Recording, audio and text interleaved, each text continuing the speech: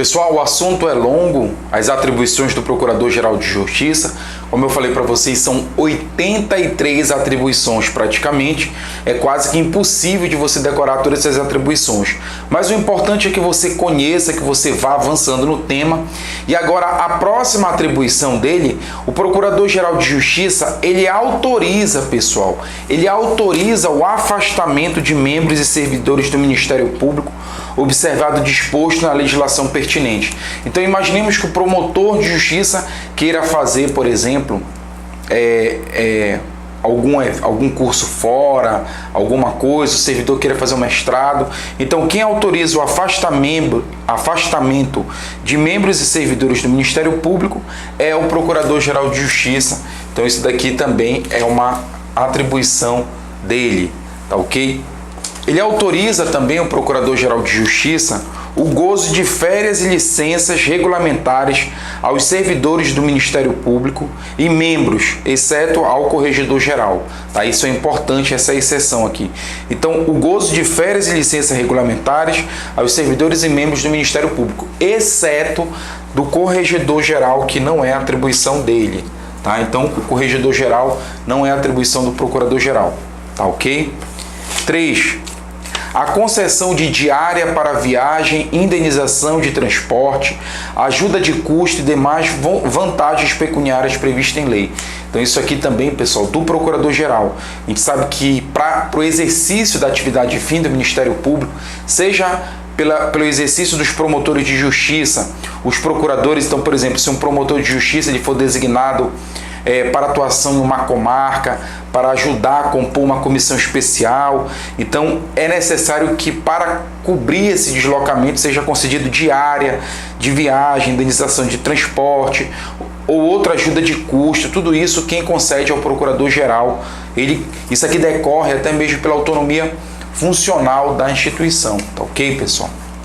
Outra atribuição, pessoal, do Procurador-Geral de Justiça, investir e dispensar os estagiários do MP, observado o regulamento do estágio. Então, a linha J aqui. Tá? Então, ele investe, faz a investidura e a dispensa dos estagiários do MP, observado o regulamento de estágio. Tá bom? Tranquilo? Então, o Ministério Público ele também tem um corpo de estagiários que ajuda a atividade fim, o exercício dessa atividade que nós vimos lá no início das nossas aulas. Vamos repetir aqui: uma instituição permanente, o Ministério Público, é essencial à função jurisdicional do Estado, defende a ordem jurídica, o regime democrático e os interesses sociais e individuais indisponíveis. Tá ok, pessoal?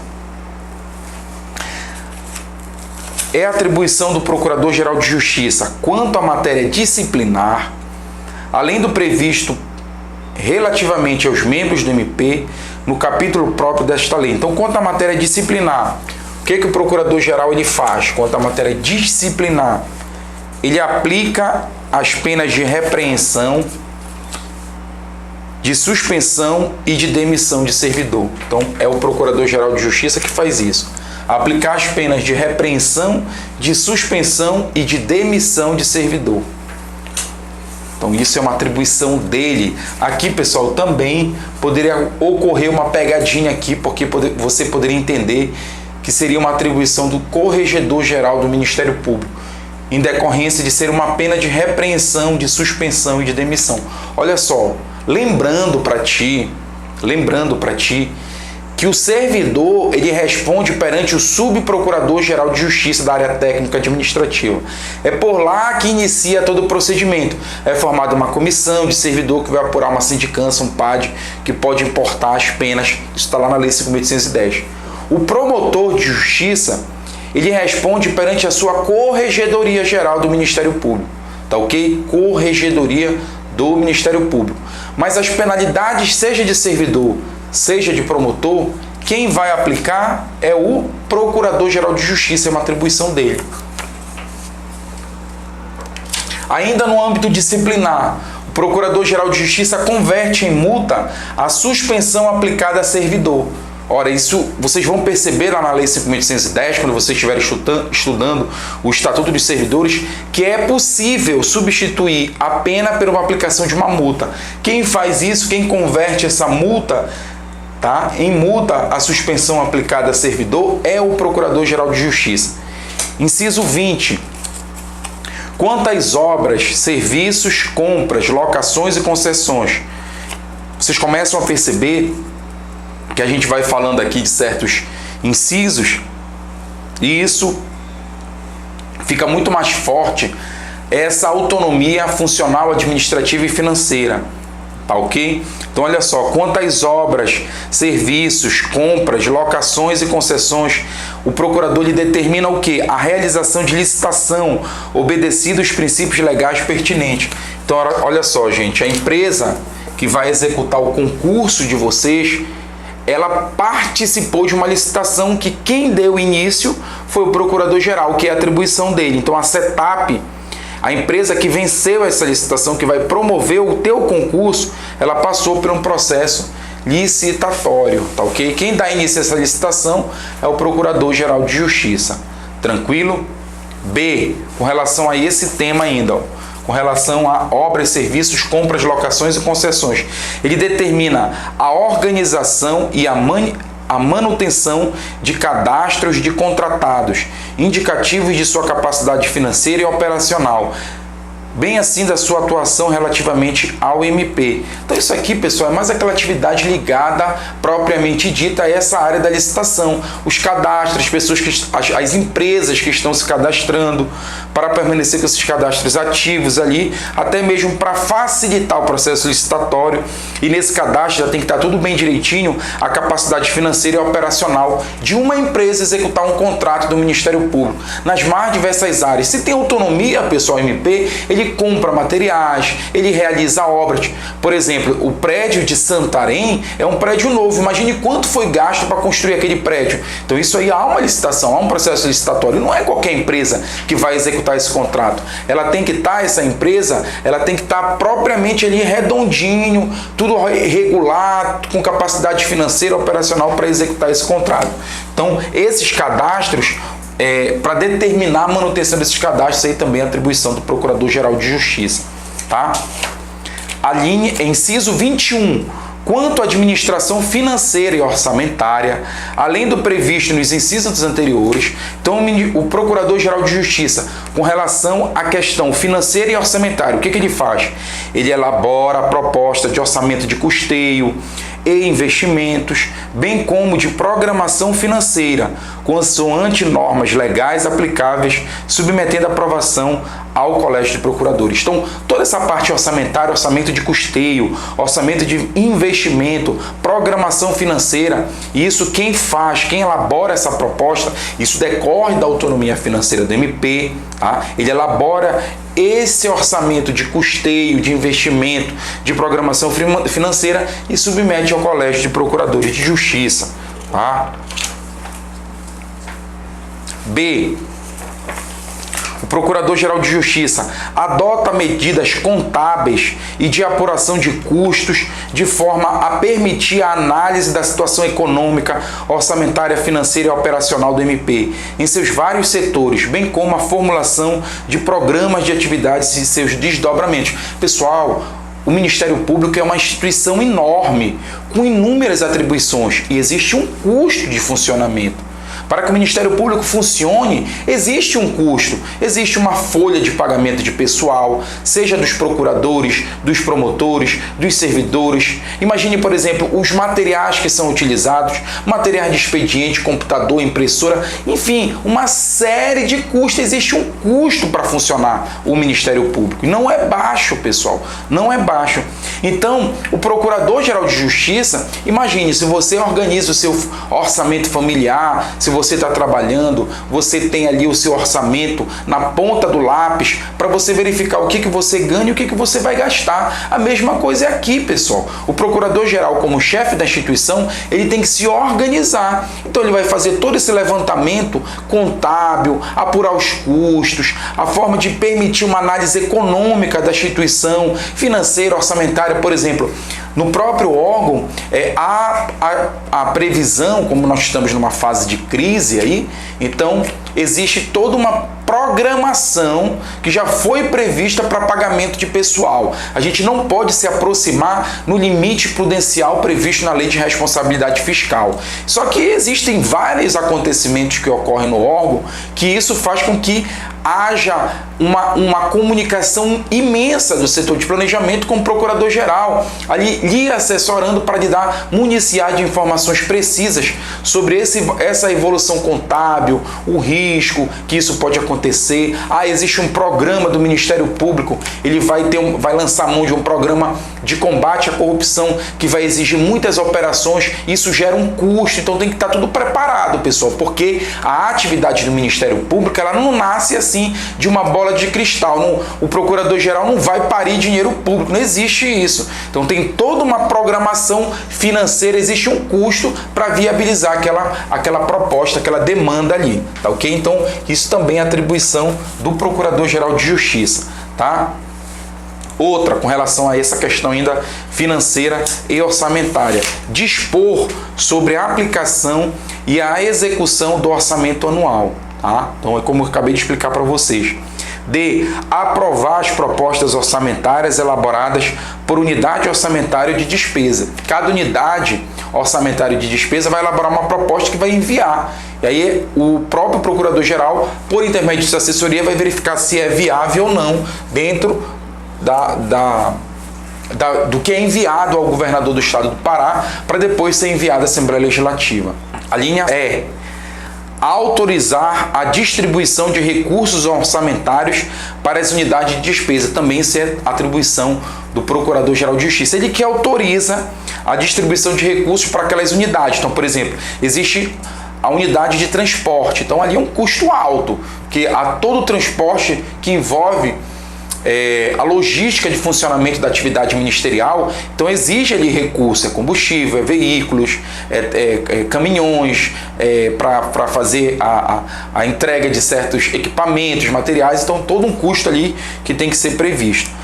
F. Baixar no âmbito do Ministério Público normas relativas à administração financeira e orçamentária de acordo com as disposições legais e pertinentes. Então existe toda uma série de legislação interna que o Procurador-Geral baixa, visando até mesmo a economicidade. Então, por exemplo, agora está tendo uma campanha dentro do Ministério Público com relação a isso, né? Até a utilização de materiais, evitar copo plástico para evitar o desperdício, você ter um copo físico, isso vai tudo diminuindo o custo do MP. Então é ele que baixa internamente normas relativas à administração financeira e orçamentária, à administração das finanças e do orçamento. G. Manter contato com os órgãos centrais de administração financeira e orçamentária. Isso aí é lógico, né, pessoal? Então ele mantém um contato direto com essas unidades de execução financeira e orçamentária, de administração. Nós tem dentro do Ministério Público a assessoria de planejamento que cuida só disso, fazendo todos esses gráficos, esses levantamentos, estudando precisamente o dinheiro que o MP gasta, orçamento, despesa e assim sucessivamente. H. Exercer atos de gestão dos fundos e recursos próprios, não originários do Tesouro Estadual. Ou seja, a gente sabe que a gente depende de repasse. O Ministério Público depende de repasse de tudo aquilo que é arrecadado no Estado para custeio do seu pessoal, custeio de suas atividades como um todo. Só que existem fundos próprios. Esses fundos aqui, quem vai gerir é o Procurador-Geral. Fundos e recursos próprios. Como assim um fundo próprio?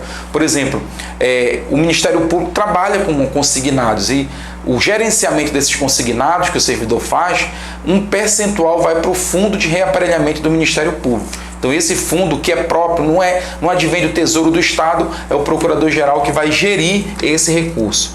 Ok? É isso que ele quer dizer aqui. Item I. Autorizar liberação, restituição ou substituição de caução geral e de fiança quando dadas em garantia de execução de contrato. Vocês vão ver na lei de licitações, não é qualquer pessoa que vai chegar. Um exemplo prático, pessoal, se você faz o aluguel de um veículo, por exemplo, você, pessoa física, você vai numa locadora e faz um aluguel de veículo, eles exigem uma garantia, uma caução. Então você tem que já deixar ali passar o cartão de crédito, deixando essa caução, um cheque, enfim. Mas eles exigem, porque se você vier abater o carro, acontecer alguma coisa, eles levantam em prol, eles levantam aquela garantia em virtude do sinistro que ocorreu. Aqui, pessoal, uma empresa que vai participar de uma licitação, que vai executar um contrato, ela precisa deixar uma garantia, que essa uma garantia pode ser uma caução geral, pode ser de fiança, e aí o que acontece? É o procurador-geral que autoriza a liberação, restituição ou substituição da caução. Então, por exemplo, eu deixo a garantia, mas eu cumpri direitinho o contrato, eu sou uma empresa que vou fazer uma pintura na fachada do prédio, dos prédios do MP, eu que venci, né, representante dessa empresa. E aí, o que vai acontecer? Eu deixo uma caução. Eu cumpri todo o meu contrato, executei. Quem autoriza o levantamento dessa caução é o procurador-geral. Ok? Isso que ele está falando, porque eu cumpri a minha obrigação. Então, aqui também com relação a essa parte financeira orçamentária. Inciso 22. Quanto à administração de material e patrimônio, olha só, que decorrente até da autonomia funcional. Letra A, expedir normas para aplicação das multas de acordo com a legislação vigente. Tá ok? Então, também bem básico aqui essa atribuição dele. B, autorizar transferência de bens móveis, inclusive para outras unidades do Ministério Público. Uma atividade bem ordinária, bem rotineira aqui, sem maiores problemas. Recebimento de doações de bens móveis sem encargo, locações de imóveis, pessoal, tá ok? Locações, autorizar a locação de imóveis do MP, que porventura possa não estar funcionando mais para aquela atividade, mas ele vai fazer a gestão desse recurso. C.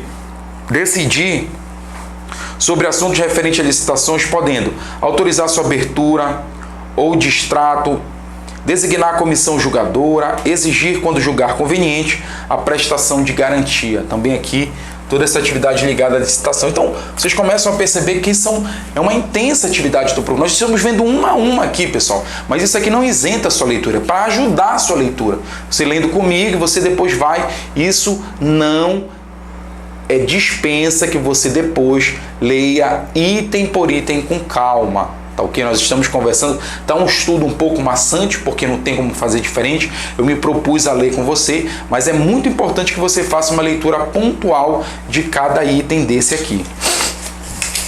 Dessas 83 atribuições do Procurador-Geral.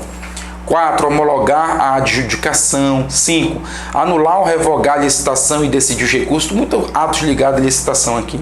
6. Autorizar a substituição, a liberação e a restituição de garantia. 7. Autorizar a alteração de contrato, inclusive a prorrogação de prazo. Então, todas essas atribuições do Procurador-Geral ligada ao processo licitatório, como decorrência aqui da autonomia do Ministério Público. Tá ok? Tá acabando, pessoal. Estamos acabando esse assunto. 8. Designar funcionário, servidor ou comissão para recebimento de do objeto de contrato ou controle da sua execução. É o Procurador-Geral que faz essa designação. 9. Autorizar a rescisão administrativa ou amigável do contrato. Pessoal, vocês vão ter que estudar direito administrativo e isso cai para vocês. Então, é muita atenção fazer esses links aqui, olha como é a atribuição do Procurador-Geral, fazer essa rescisão administrativa ou amigável do contrato. Aplicar penalidades legais ou contratuais. Então, também é o Procurador-Geral que aplica essas penalidades. Tá ok? 11. Decidir sobre a utilização de bens próprios do Estado destinados ao Ministério Público. E autorizar fundamentadamente a alteração da destinação das salas, gabinetes e locais de trabalho do MP em qualquer edifício, ouvido previamente o membro do MP interessado. Então, aqui o local do exercício da atividade ministerial. Então, toda essa alteração, se o MP, se ele vai decidir sobre a utilização de bens próprios do Estado, é necessário que o Ministério Público exerça essas atividades dentro de um local. Então, ele vai decidir se vai ser dentro de um prédio do Estado mesmo, ou se vai ser um prédio próprio, ele vai mandar construir. Assim como toda essa alteração de destinação das salas, gabinetes e assim sucessivamente. Então, tudo isso ouvindo previamente o membro do Ministério Público que ali esteja instalado. até mesmo como forma de respeitar, pessoal, os princípios institucionais, como a gente viu aqui, da independência funcional. 12. Autorizar por ato específico aos que lhe forem subordinados a requisitar transporte de material. Tranquilo aqui, pessoal, muito óbvio, né? Inciso 23. Convocar por necessidade do serviço promotor de justiça de entrância inferior para substituir promotor de justiça de entrância imediatamente superior. Aqui, pessoal, olha como diz o inciso, necessidade de serviço. Então nós temos promotores de primeira entrância, segunda entrância e terceira entrância. Terceira entrância é a entrância da capital, é a mais elevada, tá ok? Quanto menor o número, mais longe da capital. Então, promotores de primeira entrância estão numa comarca bem distante. Então, primeira entrância vai estar ali para Chaves, para Faro e assim sucessivamente, tá ok? E aí o que acontece? Imagine que haja a necessidade de convocação de um promotor de justiça para exercer atividade no tribunal do júri. Só que todos os cargos estão lotados na capital, não tem como designar nenhum para acumular. Então, por necessidade de serviço, o procurador-geral pode chamar um promotor de uma entrância inferior para realizar aquela atividade, sem prejuízo das atribuições originárias. Tá ok? Então ele vai fazer momentaneamente essa acumulação aí. Inciso 24. Convocar nos casos de urgência e ad referendo do Conselho Superior do MP, a fim de assegurar a continuidade dos serviços, promotor de justiça da mais elevada entrância para substituir procurador de justiça nas hipóteses previstas nesta lei complementar. Então, o Colégio de Procuradores de Justiça ele se reúne para tratar os mais diversos temas. E aí o que acontece?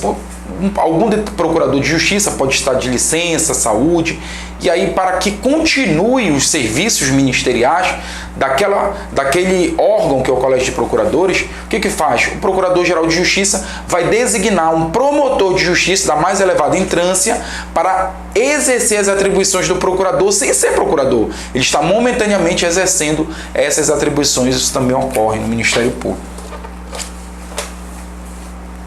Inciso 25. Aqui, pessoal, o Procurador-Geral de Justiça, além das atribuições que estão na Lei Complementar 057/2006, ele exerce também outras atribuições que sejam previstas para a atividade dele, propriamente dita, como chefe da instituição.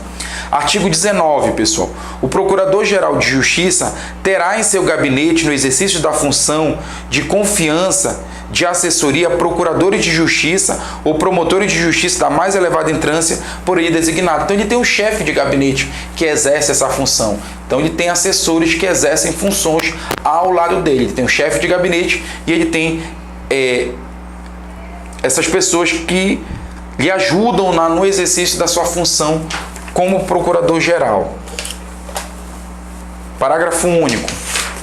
O Colégio de Procuradores de Justiça fixará, mediante resolução, por proposta do Procurador-Geral, o número máximo de assessores a que se refere o artigo 19. Então, esse artigo 19, pessoal, é interessante. Então, o Colégio de Procuradores de Justiça que fará por resolução o número de assessores que terá o Procurador-Geral de Justiça, né, dentro da Procuradoria-Geral, dentro do seu gabinete. Então, aqui, pessoal, a gente fecha praticamente as 83 atribuições, tá? As 83 atribuições do Procurador-Geral, que está no artigo 18 e 19. Então a gente conclui, eu expliquei aqui para vocês esses flashcards físicos, que é bem interessante, que você pode estar todo o tempo revisando isso aqui de uma forma bem legal, bem dinâmica, e você vai até criando pontuações, métricas de pontuações. Então quantas vezes você fez a leitura disso aqui? Então é bem interessante, bem legal. Uma última informação que eu queria lhe dar é que pela complexidade dessas atribuições, eu penso que o teu examinador não vai andar muito por aqui. Mas isso daqui é uma mera proposição, uma mera previsão, isso não isenta a sua obrigação de fazer a leitura e de estudar esse tema. Um grande abraço, pessoal, até a próxima aula, e a gente já começa aí com o Colégio de Procuradores de Justiça. Até lá!